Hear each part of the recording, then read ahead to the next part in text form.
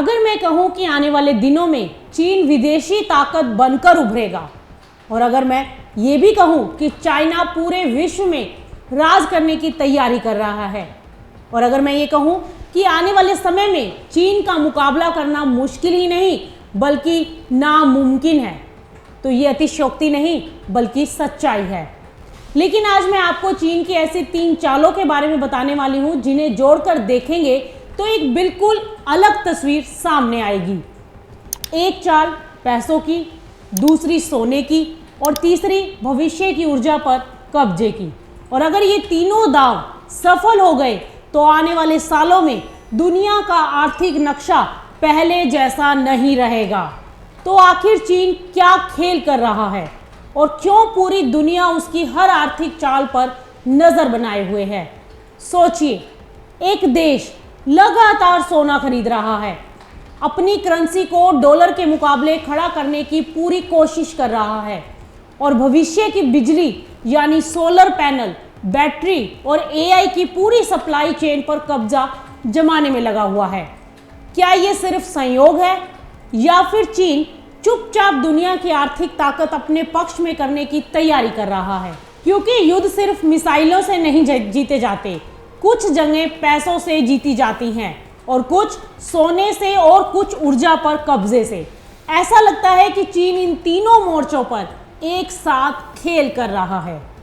एक तरफ चीन दुनिया भर में अपनी करेंसी को आगे बढ़ाने में जुटा है, दूसरी तरफ रिकॉर्ड मात्रा में सोने की खरीद की जा रही है और तीसरी तरफ एआई और बिजली के भविष्य पर कब्जा करने के लिए सोलर पैनल, बैटरी और क्लीन एनर्जी की सप्लाई चेन पर अपनी पकड़ मजबूत की जा रही है।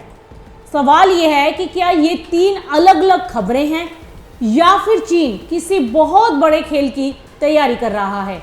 क्योंकि जब कोई देश एक साथ अपनी करेंसी मजबूत करे, सोने का भंडार बढ़ाए और भविष्य की ऊर्जा व्यवस्था पर पकड़ बनाए तो मामला सिर्फ अर्थव्यवस्था का नहीं रहता बल्कि वैश्विक ताकत का बन जाता है। चीन ने हाल ही में अपनी करेंसी युआन को दुनिया में ज्यादा इस्तेमाल कराने के लिए नए कदम उठाए हैं। अफ्रीका समेत कई क्षेत्रों में युआन आधारित भुगतान व्यवस्था को बढ़ावा दिया जा रहा है ताकि व्यापार में डॉलर पर डिपेंडेंसी को कम किया जा सके। लेकिन सिर्फ करेंसी से काम नहीं चलता। यही वजह है कि चीन लगातार सोना भी खरीद रहा है और चीन का केंद्रीय बैंक लगातार 19 महीने से अपने गोल्ड के रिजर्व बढ़ा रहा है और हाल ही के महीनों में सोने का आयात भी तेज हुआ है। क्योंकि जब दुनिया में आर्थिक या राजनीतिक संकट आता है तो आखिर में देशों का भरोसा सोने पर ही टिकता है। अब इसकी तीसरी चाल पर आइए। एआई का दौर शुरू हो चुका है। डेटा सेंटर, इलेक्ट्रिक वाहन और नई तकनीकें पहले से कहीं ज्यादा बिजली मांग रही हैं और इस नई दुनिया की सबसे बड़ी जरूरत क्या है? बैटरी, सोलर पैनल और ऊर्जा भंडारण। चीन आज इन्हीं क्षेत्रों में दुनिया की सबसे बड़ी ताकत बन चुका है और अपने निर्यात को लगातार बढ़ा रहा है।